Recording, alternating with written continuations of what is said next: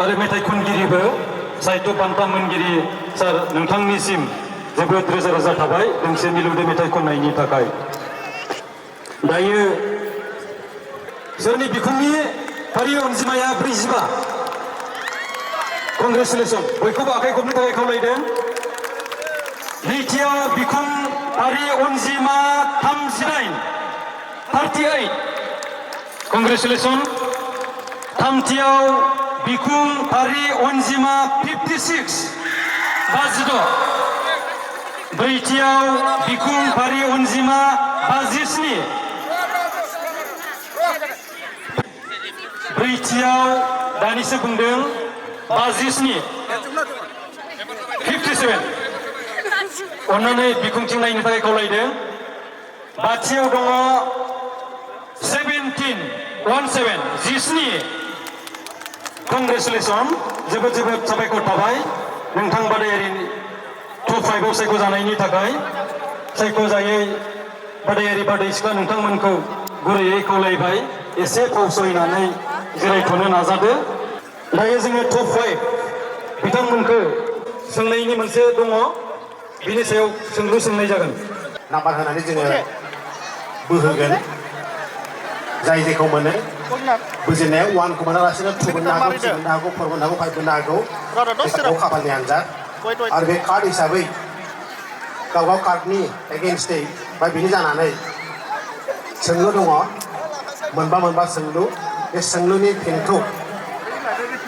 जोङो लागोन। कार्डखौ बोनानै लाग्रोनो थाखाय खावलायनाय थाबाय। जोंनि बिखुं नाम्बार हिसाबै लेंहरनाय जागोन। बिथाङा फैनानै बे कार्ड मोनबाखौ बबे मोनसेखौ बोयो बिथाङा बोनानै लानो हागोन। बेवहाय जोंहा सोंनायनि लिरनाय दङ बिखुं नाम्बार 45 बिथाङा फैनानै गावनि कार्ड मोनसे बोनानै लानांगौ। बिथाङा 5 कुइसननि बिलाइ मोनदों बेखौ बिथाङा मोनगोन। नैथियाव दङ 38 गांसे बोनानै लानांगौ।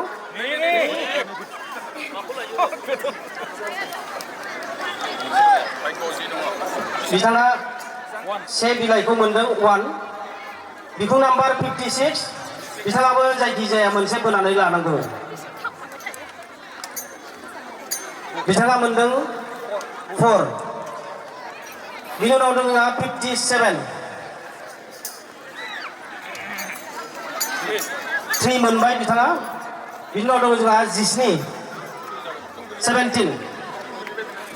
बिनिया 2 गोग्लैबाय। दा बे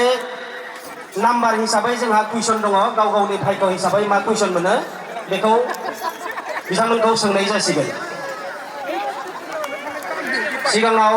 5 कुइसनाव 5 बिलाइयाव मा सोंनाय दङ बिथाङा बिनि सोंनायखौ मोनगोन। गोदोनि दिनाव बर'फोरा बैसागुखौ न' गामि रंजा मोसा फालियोमोन। आथिखालाव बबेयाव माबायदि खुंनाय जायो? माबायदिबो दा माबायदि जाखो? बुजियाबा सोंफिननांगोन।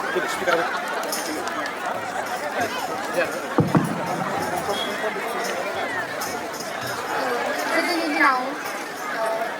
मानसिफोरा न' मागियोमोन। दाना जोङो मन्दिराव थाङो आर'ज गाबो। ओमफ्राय दाबो न' बेरायो होमबाबो जोङो फांसन प्रग्रामफोर दोनो मोसानाय मेथाइ खननाय गेलेनाय जोङो प्राइजबो होयो बायदिसिना जायो मोसानाय। ओमफ्राय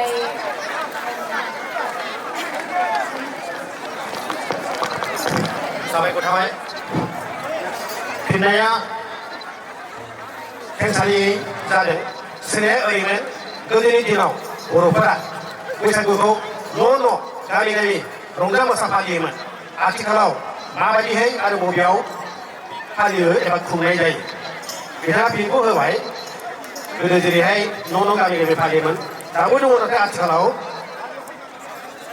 ज'ज'है आफाद दानानै जौस्रां बैसागु हिसाबै खुंनाय जायो। फिननाया ओरैनो जाहैबाय जौस्रां बैसागु दानि दिनाव फालिनाया बेबायदि आरो। साबायखर थाबाय खुंनाय बैसागुआ देग्लाय बेसेबां खेब जाखो दुलाराय उदालगुरि रौता बैसागु आफादा खुङै देग्लाय खैबार खुंफैखो बेसेबां खेब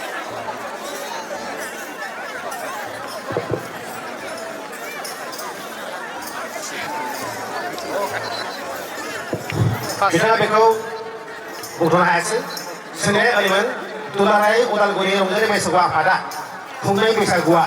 देग्लाय बेसेबां खेब जाखो माने खुङै खैबार खुंफैखो देग्लाय बेसेबां नाम्बार खुंथाय बिथाङा हायासै दायो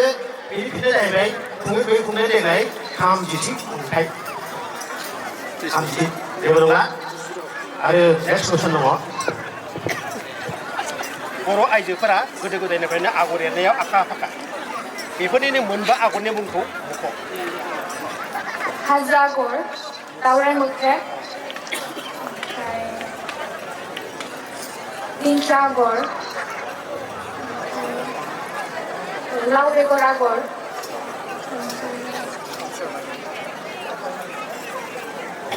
फारौ मेगन आगर फिननाया जाबाय सोंनाया ओरैमोन बर' आइजोफोरा गोदो गोदायनिफ्रायनो आगर एरनायाव आखा फाखा बेफोरनिनो मोनबा आगरनि मुंखौ मुंख' दा बिथाङा फिननाया नोंथांमोना खोनाखाबाय आगराथ' मेरला दङ जों दा मोनबाल' बिदि होननानै मोनबाखौ रोखायैनो बुंनो हाबाय साबायखर थाबाय आरो दंबावो मोननै बर'नि सिफुंनि गुदुङा मोनबेसे मोनबा सोंनाया ओरैमोन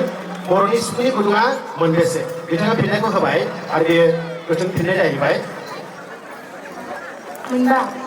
मोनबा होनबाय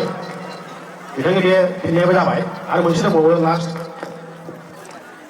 उदालगुरि जिल्ला बर' थुनलाइ आफादनि आफादगिरिनि मुङा मा थुनलाइ आफादनि आफादगिरि जिल्लानि नामखौ नांगौ जोबथा सोंनाया ओरैमोन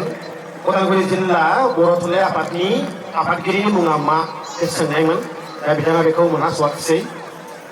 बिनि फिननाया जाहैबाय जे उदालगुरि जिल्ला बर' थुनलाइ आफादनि आफादगिरिनि मुङा मानिक बसुमतारी बिथांनिया जोबथ'बाय दोनथ'नो हासिगोन दायो गुबुन सासेया फैथोंसै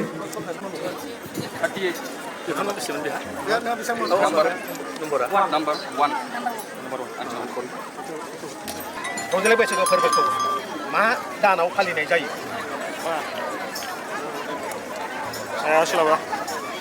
रंजालि बैसागु फोरबोखौ मा दानाव फालिनाय जायो रंजालि फोरबोखौ बैसाग दाननि 1 तारिखआव फालिनाय जायो सोंनाया ओरैमोन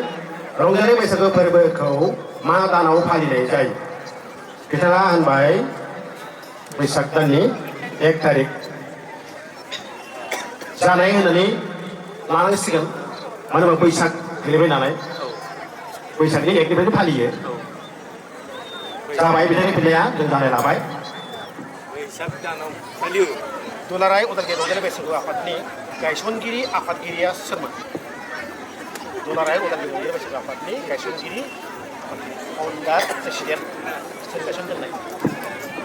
गायसनजेनगिरि आफादगिरिया सोरमोन नैथि सोंनाया ओरैमोन दुलाराय उदालगुरि रंजालि बैसागु आफादनि गायसनगिरि आफादगिरिया सोरमोन बिथाङा बेखौ मोनहास'वाखिसै बिथांनि बे सोंनायनि फिननाया ओरैमोन जोंनि गायसनगिरि आफादगिरिनि मुङा मुस्रि मानिनां माधब चन्द्र नार्जारि बेमोन आरो बिथाङा गायसनगिरि आरो नेक्स्ट कुइसन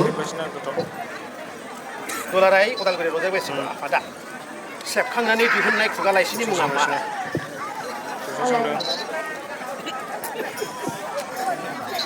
सोंनाया ओरैमोन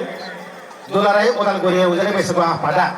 सेबखांनानै दिहुननाय खुगा लाइसिनि मुङा मा दा बिथाङा फिनखौ होदों आलायारन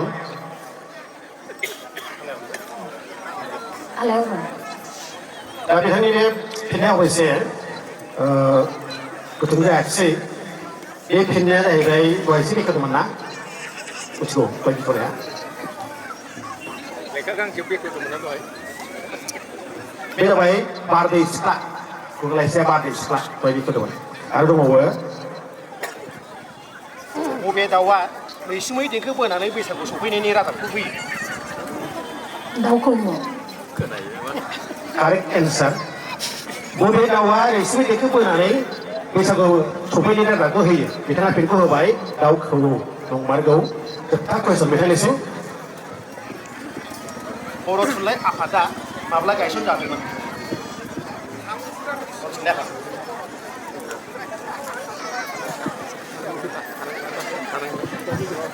बिथाङा बेखौबो दा मोनथ'वाखिसै बर' थुनलाइ आफादा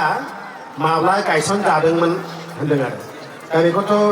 गासै बर'फ्रानो मोनथियो जानो बेखौथ' समाव गोसोआव फैया बे जाबाय 1952 मायथाइनि 16 नभेम्बर दानि जों 16 नभेम्बर फालिया होमबा बेनोथ' दा बिथांना गासै मोनबा सोंनाया जालांबाय बिथाङा दसे जिरायथ'नो हासिगोन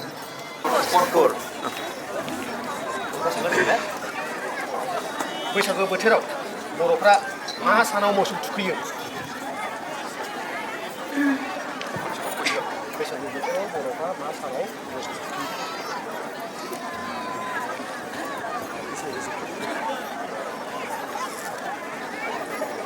बैसागु बोथोराव मोसौखौ बैसाग दाननि 1 थारिखआव थुखैयो फिननायखौ खोनाहैबाय रायजो राजाफ्रा सोंनायखौ आन्दाज मोनदों जानांगौ बैसागु बोथोराव बर'फ्रा मा सानाव मोसौ थुखैयो बे सोंनायमोन आरो आरो बिथाङा होनबाय बैसागनि 1 थारिखआव बियो बारा सहैजोबाखिसै जोङो बैसागुनि 1 थारिखनि सिगां थुखैयो बेखौ चैत्र संक्रान्ति एबा चैत्रनि जोबथा अक्ट' होननानै बुङो आरो जेबो नङा बे फिननाया जेन'बा गोथों जायाखिसै नैथि सोंनायखौ थांनोसै दानिया दुलाराय उदालगुरि रंजालि बैसागु आफादखौ माब्ला गायसनजानाय जादों दुलाराय उदालगुरि रंजालि बैसागु आफादखौ माब्ला गायसनजानाय जादों राहुल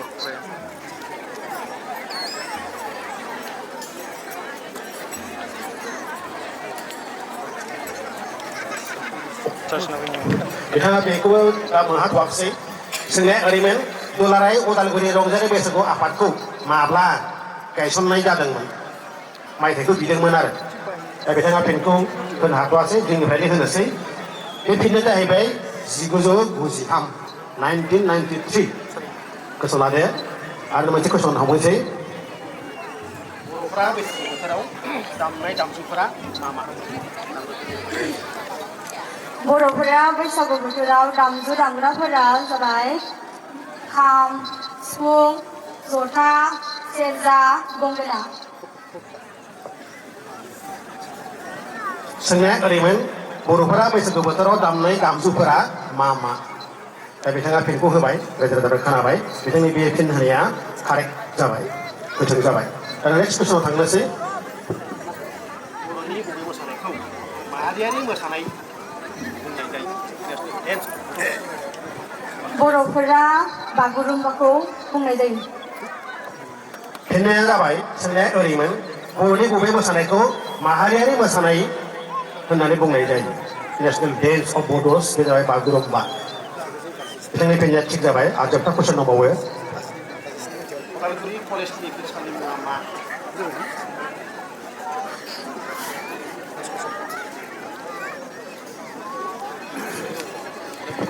जौमा फरायसालिनि गोरायुंनि नामा प्रिन्सिपाल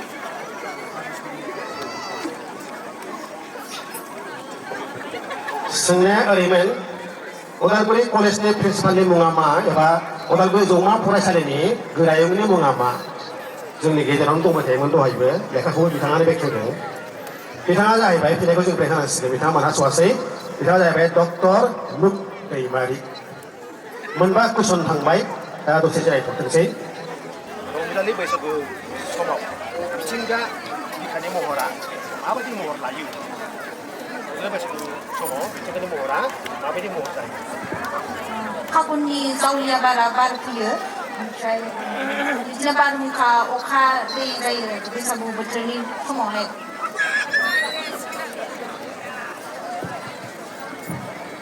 सोंनाया ओरैमोन रंजालि बैसागु समाव मिथिंगा बिखानि महरा मा महर लायो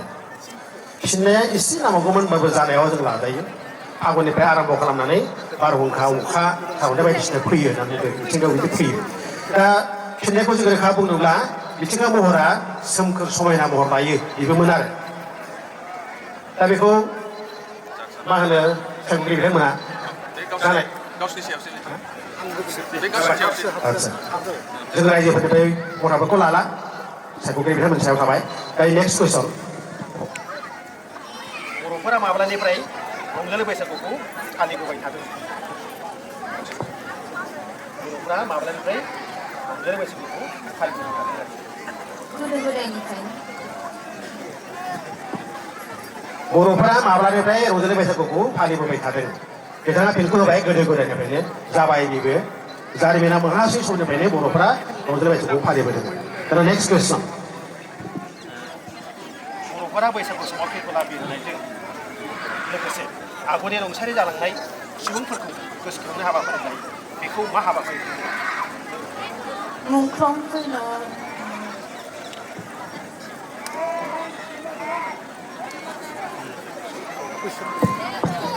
बर'फोरा बैसागु समाव फैफोला बिरहोनायजों लोगोसे आथिखालाव आरो आगुनि रुंसारि जालांनाय सुबुंफोरखौ गोसोखांनो हाबाफारि लायो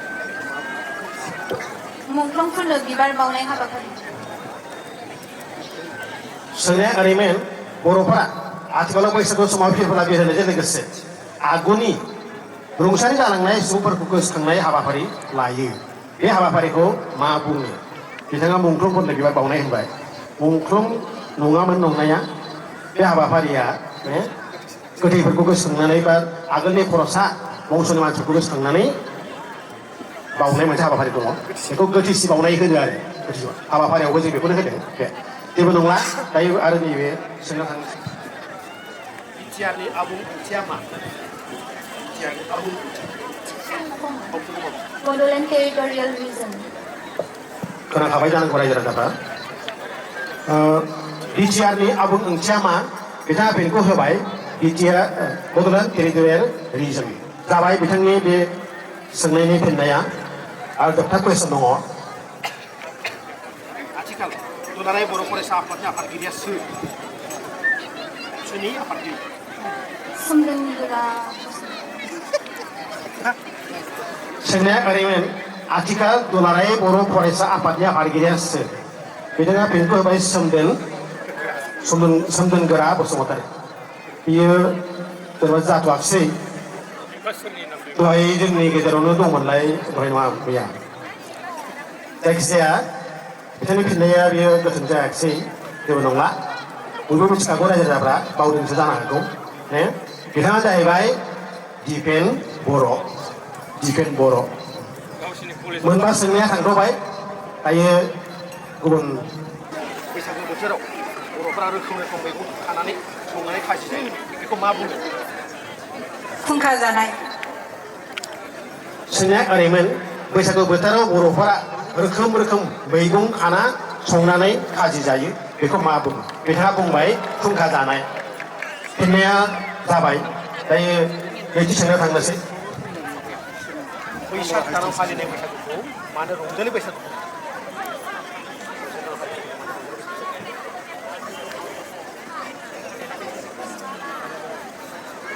बैसाग दानाव बयबो गाजा गोमजायै रंजा बाजायै ग्रोम ग्रोम मोसानो रंजानो ओंखारो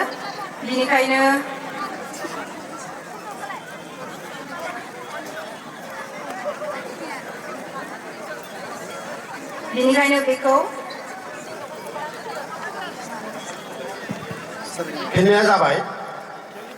बैसाग दानाव फालिनाय बैसागुखौ मानो रंजालि बैसागु बुङो बिथांनि फिननाया जादोंआनो जोबथारनायावनो एसे थाबथाहैदों जाबाय बयबो रंजा बाजायै रंजानो मोसानो ओंखारो मेथाइ खनो दा बेखायनो बे रंजा बाजा बे बैसागुखौ फालिनायखायनो बेखौ रंजालि बैसागु होननानै बुंदों कारेक्ट जाबाय दायो 3 नाम्बार कुइसनाव थांनोसै दुलाराय उदालगुरि रंजालि बैसागु आफादनि गायसनगिरि नेहाथारिया सोरमोन फाउन्डार सेक्रेटारि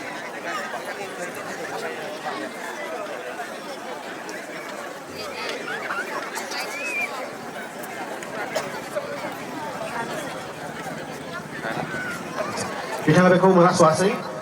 सोंनाया ओरैमोन दुलाराय उदालगुरि रंजालि बैसागु आफादनि गायसनगिरि नेहाथारिया सोरमोन बिथाङा बेखौ फिननो हायाखिसै जोंनिफ्राय होनोसै बेखौ दुलाराय उदालगुरि रंजालि बैसागु आफादनि गायसनगिरि नेहाथारिया जाबाय मानिनां मुस्रि मनरन्जन ब्रह्म दायो बिथांनि एडभाइजार आरो नैबे सिङाव थांनोसैलाय बर'फोरा जानो गोथाव मोनग्रा मोनब्रै मैखोम ओंख्रिनि मुं अनलाजों दाउ सबायजों साम' नाजों मैथा नारजिजों अमा बेदर सोंनाया ओरैमोन बर'फोरा जानो गोथाव मोनग्रा मोनब्रै मैखोम ओंख्रिनि मुं बुं रायजो खोनाखाजोब्बाय नंगुबैखौनो बुंदों ओंखायनो बिथांनि फिननाया बे थिग जाबाय दायो जोबथा कुइसन बिथांनि खाथिसिम आथिखालाव एबा दायो बिटिसिनि लेङाइ गाहाय मावफुं सोद्रोमाया सोर मानिनां मुस्रि प्रमद बर' सोंनाया ओरैमोन